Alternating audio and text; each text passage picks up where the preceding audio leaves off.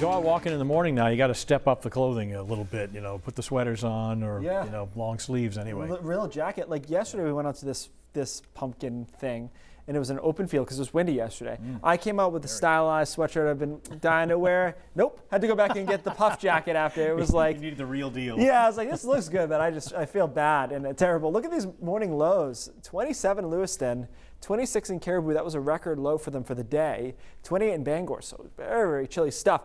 Good news is this will be the coldest morning we see this week, at least this work week. Next weekend could be a little bit chilly. So this is kind of us bottoming out, and then we'll start going back in the other direction for a few days. Visible satellite, nice and bright. That's a saving grace of a chilly start and really kind of a chilly day. Temperatures in the 50s, but the sun makes it feel a lot nicer, and we've got plenty of that. As we talked about, down to the south is what's left of Ian. Technically, it's considered a gale.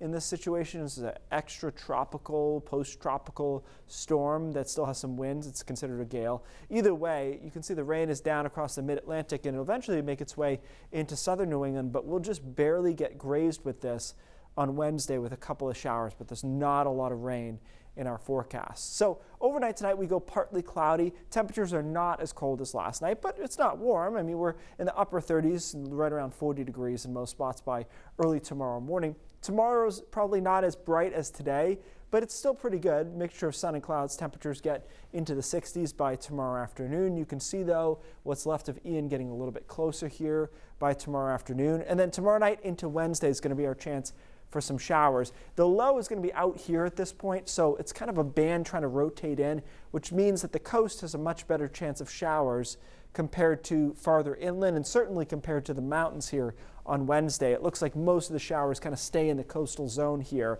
It's not heavy stuff, just a couple of showers around, temperatures suppressed into the 50s because of that. And if you get probably northwest of Bangor, unlikely to see any of these showers, and then the storm moves away once and for all in time for Thursday and Friday, which actually look like pretty nice days, relatively mild days before a front comes through.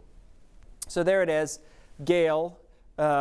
Yeah, it's considered a gale. We'll graze the coast in the middle of the week. You see that little band coming through. This is an occluded front. Doesn't really matter. Bottom line is we just barely get some showers in there on Wednesday. We do get 2 nice days. I think Thursday and Friday look pretty good. We're waiting for a front to come through, and before that happens, we warm up pretty nicely. But this front that comes through, and we talked about this last week, is very sharp.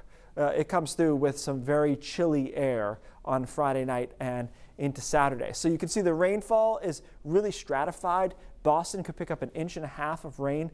I don't know why there are no contours there, but could pick up 1.5 inches of rain, and we're basically not going to get anything at all. And there's no warmth here, really. Watch that front. Ooh. In fact, look at this. Not a huge deal, but that's I know that color. Saturday night.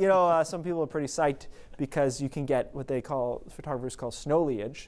Yes. Where you get a little dusting of snow on the foliage. Yeah. It's not going to matter. It's just one of those things to remind you. The weekend looks fine. It does look brisk, though, for sure.